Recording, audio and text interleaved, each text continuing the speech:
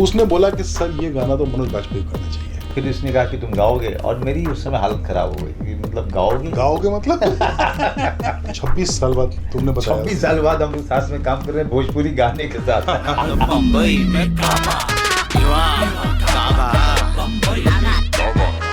और वो मैं पूछना चाहता कि रावण के साथ क्या गलत हुआ? वो किताब लिखूंगा मैं, मतलब this is a book that I will never write कि रावण के साथ क्या You should. पर जहाँ तक ये जो भोजपुरी म्यूजिक का सवाल है, जिसको लेके लोग बहुत ऐसा हो जाएंगे कि अनुभव भोजपुरी म्यूजिक कर रहा है, तो चलो वो फिर भी पचा लेंगे कि ठीक है मैं ट्विटर भी पीछे लिखा हूँ कि मैं बना रहा हूँ भोजपुरी गाना। मनोज बाजपेयी क्या कर रहा है इसमें वो बड़े परेशान हो जाए। जब तुम्हारी तरफ से आया ना कि भोजपुरी में लिखा है, तो जब तुमने भेजा मुझे, मैं एकदम से पागल हो गया कि इतना बढ़िया, और ख़ास करके सोशियो इकोनॉमिकल जिस स्थिति से हम गुजर रहे हैं उसमें ये गाना इतना सटीक हो रहा था, और बिना प्रिटेंड किए हुए ऐसा लग रहा था जैसे ये जो मैं वो कविता जब पढ़ रहा था तो मुझे लग रहा था कि जैसे ये मेरी बात हो रही है। क्योंकि ये बात मैं जब से मैं बड़े शहर में आया हूँ, चाहे वो जब दिल्ली आया था, चाहे मैं मुंबई आया, तब से मैं भी यही सोच रहा हूँ कि why I have left everything behind and come here. हाँ, अपनी जड़ खोद के आ जाना आप आसान थोड़ी होता है। द माइग्रेंट क्राइसिस मेरे लिए ना सबसे बड़ा ये होता है कि a migrant never feels belonged, he never feels that he is settled, चाहे वो दुनिया का बड़ा अनुभव सिन्हा क्यों ना हो जाए।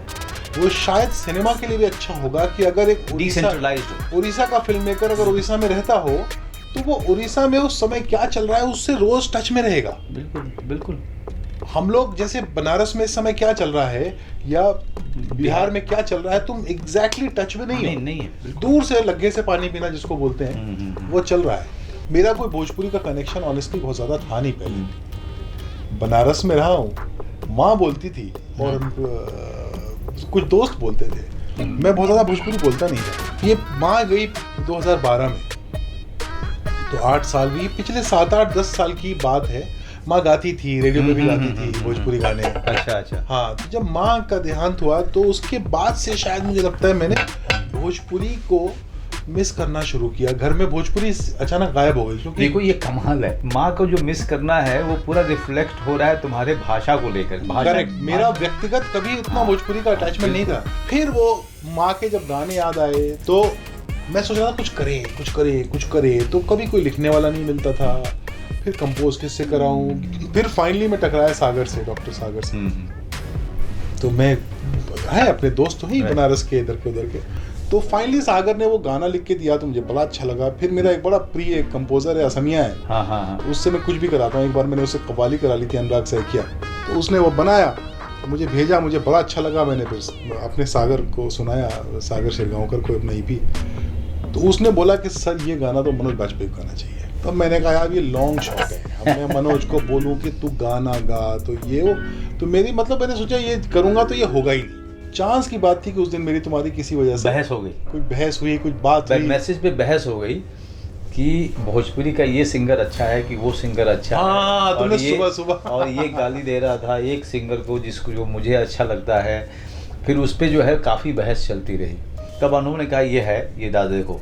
फिर उसने कहा कि तुम गाओगे, और मेरी उस समय हालत खराब हो गई। मतलब गाओगे मतलब 26 साल बाद तुमने बताया। 26 साल बाद हम लोग साथ में काम कर रहे हैं भोजपुरी गाने के साथ जो कभी सोचे भी नहीं थे कि हम लोग कभी भोजपुरी गाने से तुम्हारा भोजपुरी गाने।